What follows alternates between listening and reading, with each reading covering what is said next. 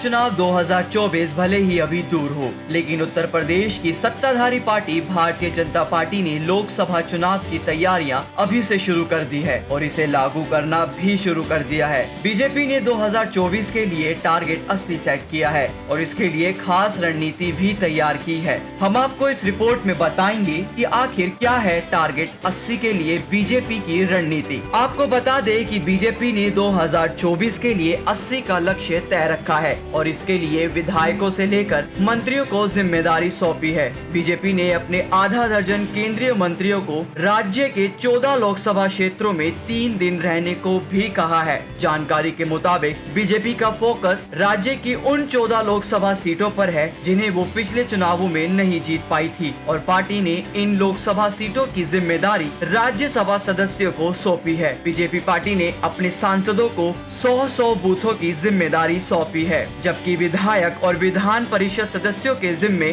25-25 booth आए हैं। दरअसल उत्तर प्रदेश में बीजेपी ने 22,000 ऐसे बूथ चिन्हित किए हैं जहां उसकी स्थिति 2019 में कमजोर रही है। अब इन्हीं 22,000 बूथों पर पार्टी का खास फोकस है। इतना ही नहीं, पार्टी ने जो स्ट्रेटेजी बनाई है उसके मुताबिक इन लोकसभा सीटों में केंद्रीय मंत्री भी प्रवास पर जाएंगे। वे लोगों से मिलकर उनकी समस्याओं को सुनेंगे और उनका समाधान भी निकालेंगे। अब आपको बता दें कि बीजेपी ने राज्यसभा सांसदों को क्या जिम्मेदारी सौंपी है। जैसा कि आपको बता ही चुके हैं कि उत्तर प्रदेश में बीजेपी ने इस बार लोकसभा चुनाव के लिए टारगेट 80 को सेट किया है। बीजेपी को ये लग रहा है कि आजमगढ़ और रामपुर में हुए चुनाव को जीतने के बाद वो प्रदेश के 80 लोकसभा सीटें आसानी से जीत सकती है। पार्टी ने जो रणनीति तैयार की है उसके मुताबिक ऐसी 14 सीटें जो बीजेपी नहीं जीत पाई थी वहाँ राज्यसभा सदस्यों को बूथों की जिम्मेदारी दी गई है। इसमें बाबूराम निषाद को वाराणसी, सुरेंद्र नागर को बिजनौर,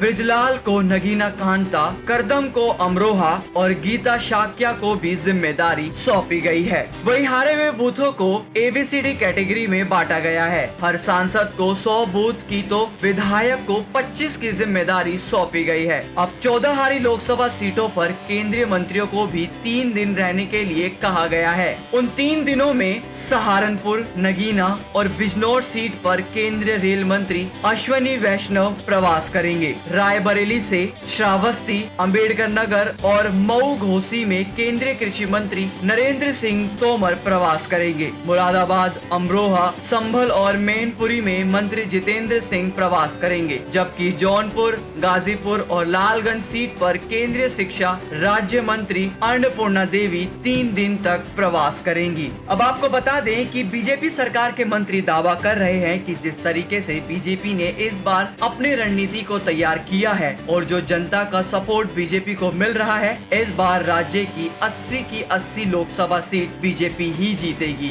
बीजेपी ने वीक बूथों को लेकर जो रणनीति तैयार की है उसके पीछे एक बड़ी वजह ये भी है कि जब 2019 में प्रधानमंत्री नरेंद्र मोदी ने वाराणसी से जीत हासिल की तो लाखों वोटों से भले ही वो जीते हों, लेकिन उसके बावजूद भी कई ऐसे बूथ थे जहां पर पीएम नरेंद्र मोदी को 10 वोट भी नहीं मिले। शायद यही वजह है कि बीजेपी ने खास तौर से ऐसे 22,000 बूथों पर अपना फोकस किया है जो हमेशा से उसके लिए कमजोर साबित होते रहे हैं। और ऐसी ही देश और दुनिया भर की तमाम खबरों के लिए देखते रहिए देश हित न्यूज। धन्यवाद।